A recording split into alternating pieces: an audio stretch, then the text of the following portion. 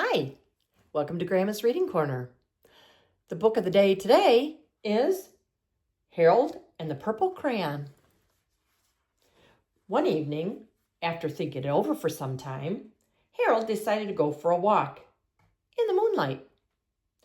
There wasn't any moon, and Harold needed a moon for a walk in the moonlight, and he needed something to walk on.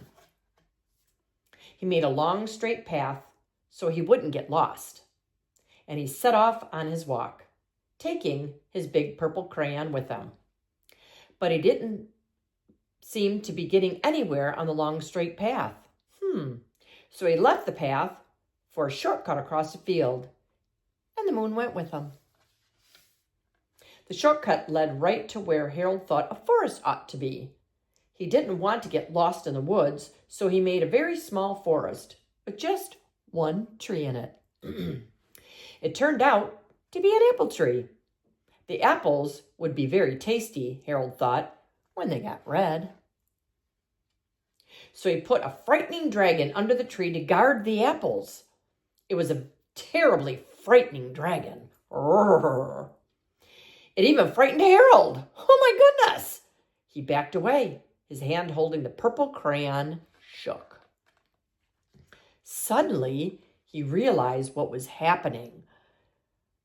But by then, Harold was over his head in an ocean. Oh my gosh!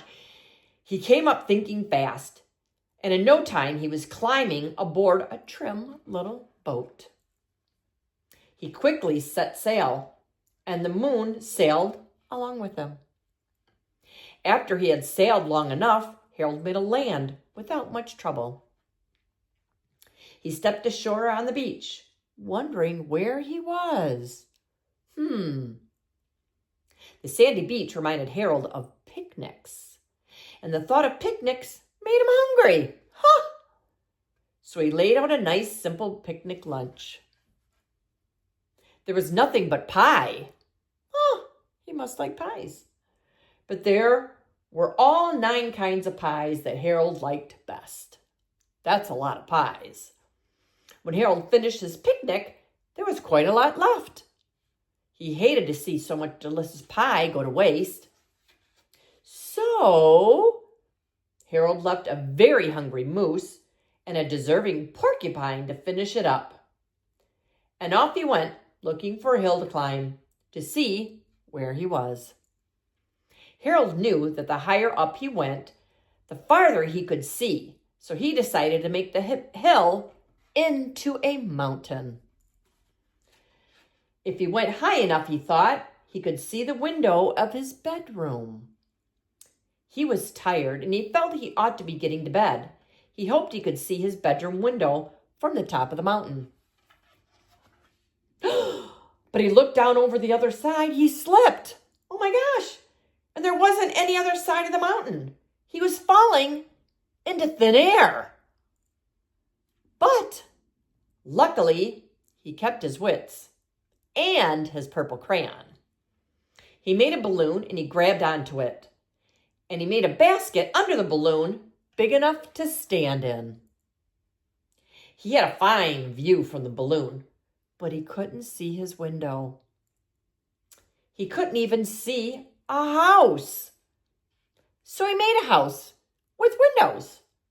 And he landed the balloon on the grass in the front yard. None of the windows was his window. He tried to think where his window ought to be. He made some more windows.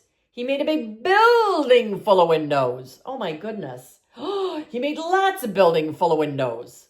He made a whole city full of windows. But none of the windows was his window. He couldn't think where it might be. He decided to ask a policeman. The policeman pointed the way. Harold was going anyway. But Harold thanked him.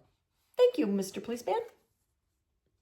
And he walked along with the moon, wishing he was in his room and in bed. Then, suddenly, Harold remembered. He remembered where his bedroom window was. When there was a moon, it was always right around the moon.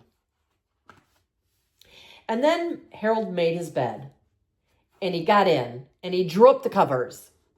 The purple crayon dropped to the floor, and Harold dropped off to sleep. Boy, that Harold has a big imagination, doesn't he? He sure does. It's fun to use your imagination, isn't it, when you're drawing or reading a book? A book, you use your imagination to see how the characters and might look like or what the book might be like, huh? Just like reading with you. And I love reading with you. Until next time, don't forget to subscribe so I can keep reading to you. And if you have a book you want me to read, put it in the comments and I'll get it and read it to you. Okay? Have a good night.